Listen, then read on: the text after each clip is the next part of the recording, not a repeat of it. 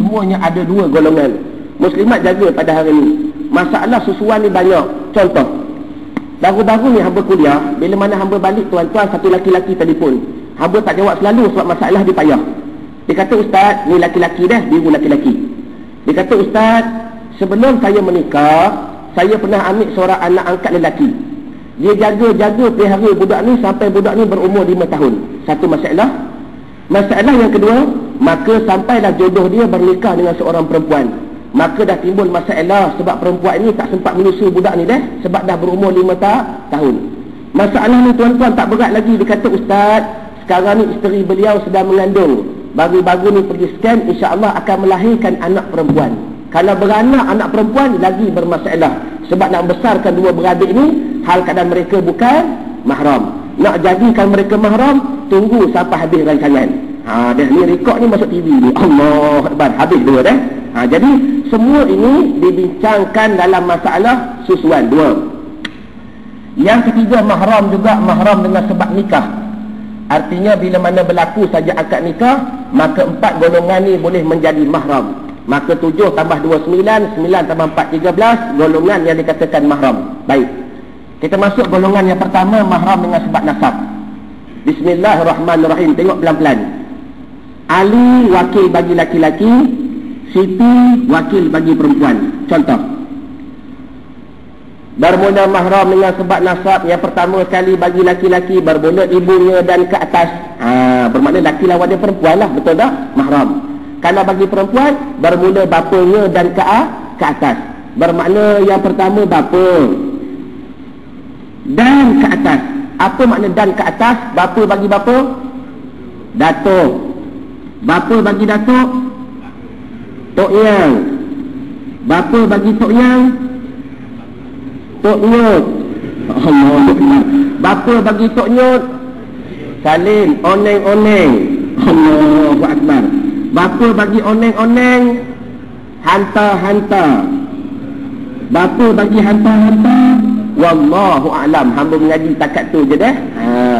Jawapan ni boleh jadi betul, boleh jadi salah. Hamba mengaji dengan orang-orang lama. Dia kata kebiasaan pada bahasa Melayu, lepas bapak datuk, lepas datuk tok yang, lepas tok yang tok nyut, lepas tok nyut oneng-oneng, lepas oneng hantar-hantar dan sebagainya, itu bagi siti. Bagi ahli ibu dia lah ibu. Ibu bagi ibu, nenek. Dah. Orang Melaka panggil nenek, orang Perak panggil tok, orang Kelumpur panggil grandma. Betul belah ke? Allahu Akbar. Dan ke atas, maka semua dipanggil mahram dengan sebab nasab. Satu. Yang kedua, tengok pelan-pelan, masalah ni berat.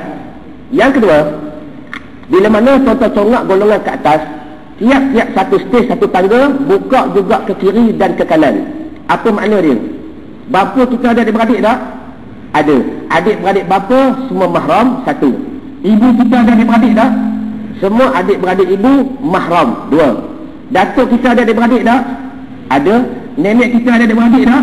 Maka nenek kita, adik-beradik nenek semua mahram. Tapi ingat tuan-tuan, bermula buka ini mahramnya bagi kita sahaja, bukan bagi isteri. Yang ni banyak tak faham. Kalau perempuan, bermula buka itu mahram bagi dia sahaja pula, bukan bagi suami.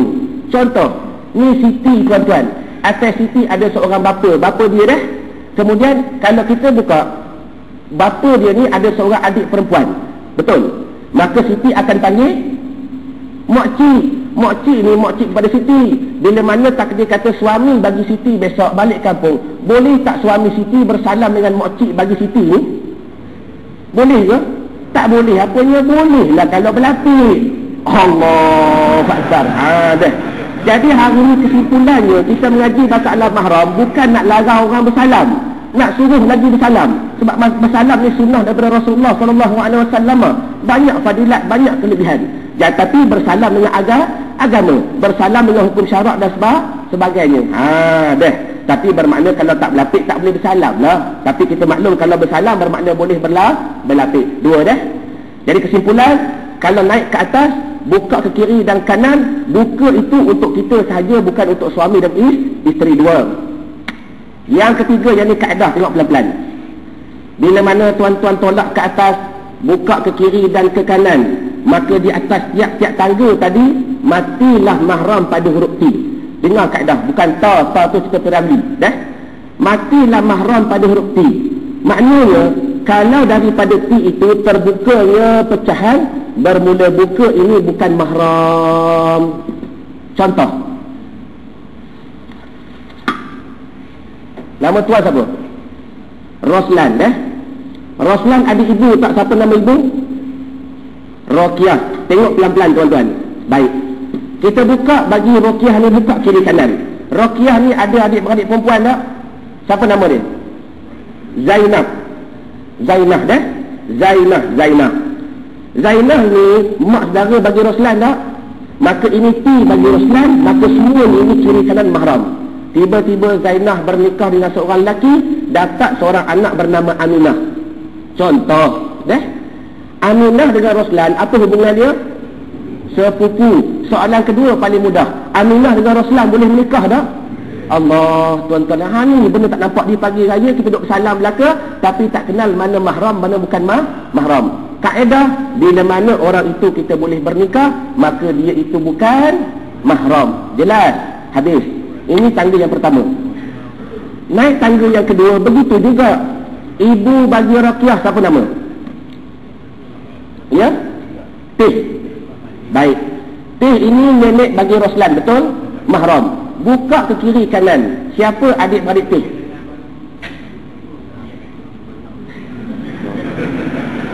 Kita buat semek lah deh. Mak cik Wok contoh, umur 106 tahun. Contoh deh. Wok.